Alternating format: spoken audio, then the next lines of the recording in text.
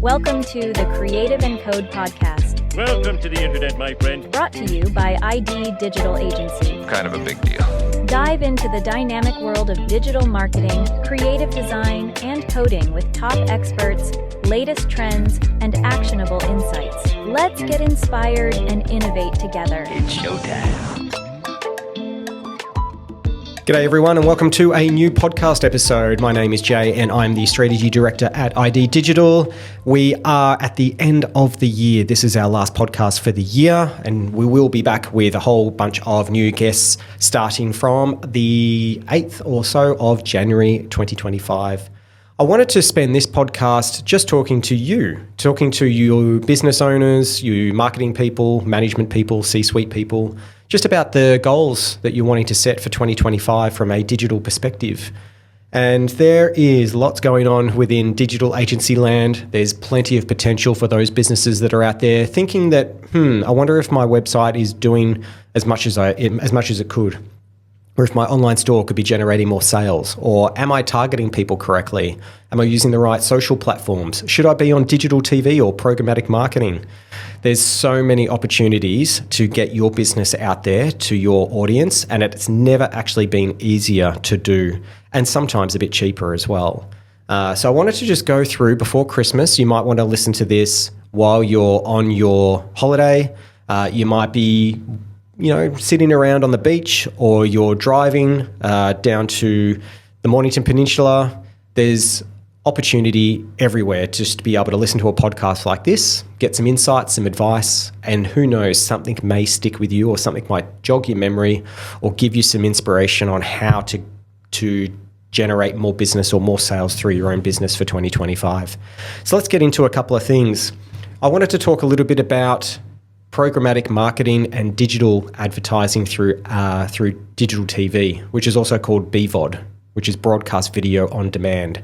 So you may have seen, if you've been on any of the TV channel apps, like 7 Plus, 9 Now, 10 Play, they all have their own apps and all of them have the ability for you to be able to advertise on them through their breaks, through the ad breaks or at the start or end of a particular video or episode as well. And that does mean you've got 5 seconds if it's a skippable video, all the way up to 30 seconds for someone that is on their phone or on their iPad to be able to engage or for you to tell your message or to give your story. So that's a huge potential for a lot of people. Recently, we just did a strategy campaign for Diggers, which is a Bunnings brand. They've got 2 new products coming out in the new auto care section at Bunnings, which is just launched as well. And our strategy was to get them onto BVOD, broadcast video on demand.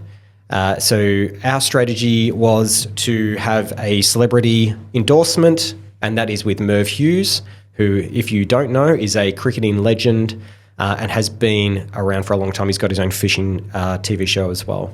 But to get him endorsing these 2 products, which is a green car engine coolant and a car washing product, it just gives more awareness to the brand. It has an association to an Australian legend, which is Diggers as well. They've been around for a long time, Aussie-made, Aussie creator here in Brisbane in Australia. And it is to get to create video content for those types of video slots. So you've got your 5-second skippables, you've got your 15-second ads, and you've got your 30-second ads as well. So in one day, we managed to be able to provide a strategy on what to do on that photo shoot day. They produced up to 15 videos for one campaign of varying requirements. So there was storytelling, there was messaging, there was Merv, and there was a call to action in those as well. So get down to Bunnings, exclusively only at Bunnings, that kind of thing. So you can imagine too, most of the BVOD ads that you see are skippable, not clickable. So it means that the message has to be so good that you'll go, I'll remind myself to go out to Bunnings and pick up that particular product at a later time. So you've got to make sure that those particular videos are repeating quite a fair bit as well. Or if it's that good, some of the platforms now have a click here for more info button, which then they can go directly to your website or directly to that particular product so that they can make a purchase straight away. So broadcast video is getting better and the cost for those is getting cheaper. For instance, with 9Now, you can go to the 9Now website, look into advertising on the 9Now app, and you can use the back-end system of that very similarly to how you do a Google Ads campaign. You chuck in the details, who's your audience type, is there particular TV shows that you'd like to be have your ads running on at the start, end, or in between? Is there a certain demographic? Is there a time of day? Like, you can customize everything that way too. And it is a cost per click. You can set it up as a monthly spend. It's really, really straightforward. So it's not just a matter of getting a video done and putting it on there. You really need to make sure that you're understanding the audience type, what your strategy is, what's the KPI that you're aiming for, and what are the goals. How many sales do you want to have? How much brand recognition? How many inquiries? It's really important to set that stuff from the start as well. And then what's really good with the videos that we did for them was to utilize those as part of a social campaign. You through Meta, which is Instagram, Facebook, and WhatsApp, as well as TikTok, Google Search, and Google Display Network as well, which includes YouTube. So being able to then have a campaign that runs during the summer season, which is when cricket's on, obviously, with a cricketing legend, Merv Hughes, for an Australian product, tick, tick, tick. It all just makes sense. It's going to target the right people at the right time throughout the cricketing broadcast as well, and anything to do with sports, Aussie legends, it's going to work really well. So that is out there now. It's out there, and we're really excited to see the results soon. And yeah, have to take my hat off to Merv. He did a great job on the video content. Also, the filming and production guys did a great job, and I'm pretty happy with how that's come together too. So, and again, from our side, Cassie did great putting all the scripts, the storyboards, strategy, all that stuff together. And Emily too, who isn't here, she's off in Europe now. She's on holidays, making sure that was a great way to do it. So if you're thinking of, I could really get my voice, my opinion, my message, my offering out there, there's so many more opportunities. So come and ask us about it, iddigital.com.au. Some other opportunities too.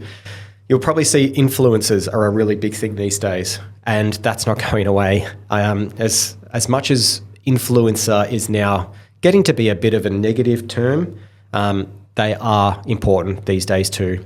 And you've got different levels of influencers. You've got the ones that are out there doing crazy things and stunts and being a bit annoying, I guess I could say. Or you've got the ones that are more that are influencing, but they're more appealing to a particular subgenre or subculture or sub-target base as well, or audience. And there are lots of particular influencer networks and platforms that you can now type in your details of what you're looking for in an influencer and how much you're willing to spend, and it'll give you influencers that are willing to do the work to promote your products on their platform, or they're willing to be in front of the camera and you then take the content to put it on your own platform too. There's plenty of them out there, so that's a really good way to do it too. So broadcasting out and letting people know about you is one thing, but also making sure that your reputation and your awareness online is as important as those as well. So making sure that you've got good search optimization, because ChatGPT search with Bing is now going to be more important than ever to be indexed on that website or that search engine, as well as on Google, obviously. But also there are other ways to get what they call backlinking, which is other links to your website on high authority websites. High authority means that those websites have got a lot of reputation already, and Google sees them as a good quality source of either content or conversions, and conversions being that people are willing to buy money or use their money to buy things or invest in those through inquiry forms. So yeah, it is important to be on websites like Pinterest, which has got an authority score of 100. To be doing podcasts like this, or being a guest on our podcast, for instance, or anyone's podcast for that matter, if they put your link to your website in their show notes and it links through, is an authority link score of 100 as well. So it is important to start branching out and not just doing the traditional search ads, Google ads, YouTube links, that kind of thing. It's really about getting your awareness out there a lot more. In terms of the things that you might want to be looking at as well is AI. If you haven't looked at AI yet, you're behind. And I think it's really important that you not only think about your use of AI, but how you could use AI in a whole range of different scenarios. So, for instance, blog article creation is amazing. As long as you use the right prompts, you don't just say create an article on physiotherapy, right? You've really got to say who you are. Give actually ChatGPT, for instance, your web address, because it can now go in and have a look at your website and understand who you are. Your personality and tone, what it is that your aim is for that particular article. And it's not just to get readers. What's the actual aim? It's to get inquiries or purchasing of online products, or it's brand recognition. It could be a range of different things. Tone and personality, like I said, is really important. Understanding the length that it should be, factoring in citations or references to other websites within that blog article is going to be very, very important too, because then it shows that you've done the necessary research. Heading structure, keyword placement, feeding it with your keyword discovery is really important to understand your target keywords based on competitors or trending keywords. There's a lot there. And we, by the way, do all that, and we can get that for you done pretty quickly. But once you've got all that, you can then start creating these articles. And I wouldn't suggest just copying and pasting them in as blog articles or FAQs, for instance. It's really important that you go through and you make adjustments and you make it sound natural, not artificial. You'll see as well a lot of the AI programs like Claude and ChatGPT generate content in a particular way every time. They use lots of howevers and they use lots of bullet points, 3 bullet points most of the time. So you've really just got to put the prompts in to make sure that they are adjusting the artificial way that content is being created, and add your own links and things throughout the content too that will point them to the right product that you're trying to promote, or to a particular page or a service offering, for instance, too. So yeah, blog articles are still really important. Content generation and getting those indexed onto search engines is still very, very high up there. But you'll notice too, search isn't just about search listings anymore. SERPs, search engine result pages. Google has a whole range of different things on theirs, as well as Bing. You can now have knowledge. So for instance, you type in, I'm looking at a Canon 90D, for instance.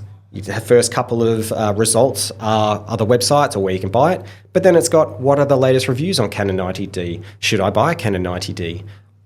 Can Canon 90D do video? There's all these now questions that Google has, and if you click on it, it'll give you the answer without you having to go to the website, but it'll also have a reference website. That is a link to your website if you've answered that question for your target audience. So it is really important to get FAQs on your page in a particular structure. But it's also important to have those questions on lots of different pages, not just an FAQ page too. There's your Google business listing, making sure it's on maps, making sure you've got your right opening times. You can put offers and promos and things into that if you do have an online store, or you've got a free 1-hour consultation for people to get interested in. There's so much going on there. And one thing that's worked really well for us is sales partnerships. We're not salespeople at ID Digital Agency. We actively go out and we look at what work we want to do. We have a look at brands and we have a look at what they've currently got, and can we make a difference to that brand? Can we provide value to that particular business or to that particular industry? That's what we love to do. And sometimes we'll get the inquiries coming through and they may not work, but most of the time we're going out and looking for work now, for work that we want to do. We obviously get all the work that we have from our existing clients, and we love that work.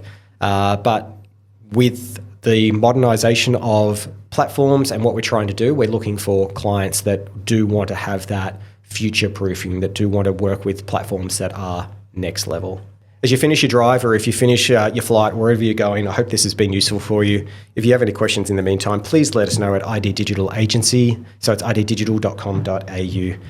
We'll see you next year. Thanks for tuning in to the Creative and Code podcast. That's all, folks. We hope you enjoyed this episode and found it as inspiring and entertaining as we did. Remember, there are plenty more episodes to explore, so make sure you keep listening for more creative insights and coding tips. A big shout out to our amazing sponsors and the team at ID Digital Agency for making this podcast possible. Got a story to share or want to be a guest on our show? We'd love to hear from you. Send us a 2-minute or less audio clip to creativeandcode@iddigital.com.au.